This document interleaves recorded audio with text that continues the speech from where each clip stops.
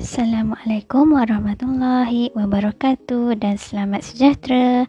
Tajuk kita pada hari ini ialah menambah dan mengurangkan daya geseran. Cuba perhatikan situasi ini. Penutup botol ini terlalu ketat. Kita boleh menggunakan gelang getah untuk membuka penutup botol ini. Apa kegunaan gelang getah di sini? Gelang getah dapat menambahkan daya geseran. Pertama sekali, awak semua perlu tahu bahawa daya geseran boleh ditambah dan juga dikurangkan mengikut situasi yang berbeza.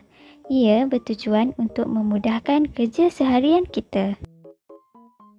Apabila kita menambah daya geseran, ia menjadikan dua permukaan itu kasar, lebih kemas dan juga lebih ketat. Masih kurang faham ya? Tak apa, kita tengok contoh situasi yang memerlukan kita menambah daya geseran. Situasi yang pertama ialah lantai yang licin, terutama sekali lantai bilik air. Untuk mengurangkan tahap kelicinan lantai, kita memerlukan alas kaki anti gelincir. Permukaan alas kaki yang kasar dapat mengelakkan kita daripada tergelincir dan jatuh. Ini boleh mengurangkan bahaya. Situasi yang kedua ialah tapak kasut. Jika awak perhatikan tapak kasut awak, ada yang bercorak halus dan juga ada yang bercorak kasar. Corak inilah yang membantu menambahkan daya geseran. Ia mengelakkan risiko tergelincir semasa berjalan dan juga berlari. Oleh sebab itu, jika tapak kasut kita telah haus, iaitu coraknya semakin pudar, kita perlu menukar kasut yang baru. Cuba perhatikan kasut anda. Jika tapaknya telah haus, jangan lupa beli yang baru ya. Situasi yang ketiga ialah pelapik tertikus. Jika tiada pelapik, tertikus biasanya susah untuk dikawal. Oleh sebab itu, kita memerlukan pelapik tertikus supaya ia dapat dikawal dengan lebih baik. Situasi seterusnya ialah sarung tangan bercorak kasar. Biasanya kita dapat lihat pada sarung tangan bagi penunggang motosikal, sarung tangan untuk menjalankan kerja-kerja pertukangan dan juga berkebun. Seterusnya ialah penggunaan serbuk kapur magnesium karbonat. Serbuk apa ni ya?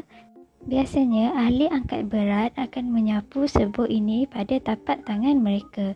Ia dapat memberikan permukaan yang kasar pada palang besi. Jadi mereka dapat memegang besi dengan lebih kemas kerana adanya daya geseran. Akhir sekali ialah penggunaan pelapik kain. Apabila kita hendak membuka botol yang licin, kita memerlukan pelapik kain atau apa-apa saja kain yang sesuai untuk memudahkan kita membuka penutup botol. Permukaan kain yang kasar dapat mengurangkan kelicinan penutup botol. Apabila kita ingin mengurangkan daya geseran pula, ia menjadikan dua permukaan itu lebih licin, pergerakan menjadi lebih pantas dan permukaan akan menjadi lebih halus. Pertama sekali ialah penggunaan minyak pelincir.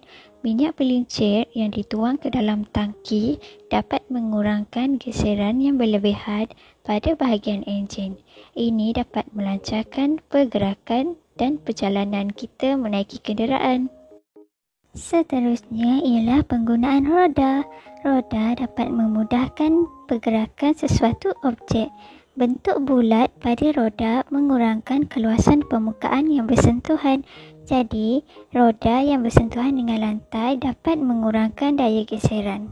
Oleh sebab itu, apabila kita hendak mengangkat barang yang berat, kita memerlukan troli. Seterusnya, penggunaan tepung asid borik ataupun ada juga yang menggunakan bedak. Bedak ditabur ke atas papan kerem dan ini dapat melicinkan pergerakan buah kerem apabila dijentik. Pergerakan buah kerem akan menjadi lebih lancar dan juga pantas. Seterusnya, ada juga yang menggunakan lilin. Lilin disapu pada permukaan laci ataupun objek yang perlu dibuka dan ditutup. Lilin dapat memudahkan pergerakan membuka dan menutup sesuatu objek. Ini kerana lilin mempunyai tekstur licin.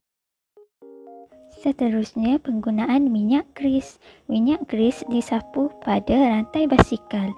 Ia dapat mengelakkan karat dan melicinkan pergerakan basikal apabila dikayuh. Jadi, rajinkanlah diri anda untuk menyapu minyak gris pada rantai basikal anda. Selain itu, kita juga boleh menyapu minyak gris pada jeriji tingkap. Ia memudahkan proses untuk membuka dan menutup tingkap. Ia juga mengurangkan bunyi bising apabila kita membuka tingkap. Itu saja penerangan daripada cikgu. Jadi sekarang masa untuk buat latihan dalam bentuk peta pengelasan. Jangan lupa siapkan dan hantar kepada cikgu.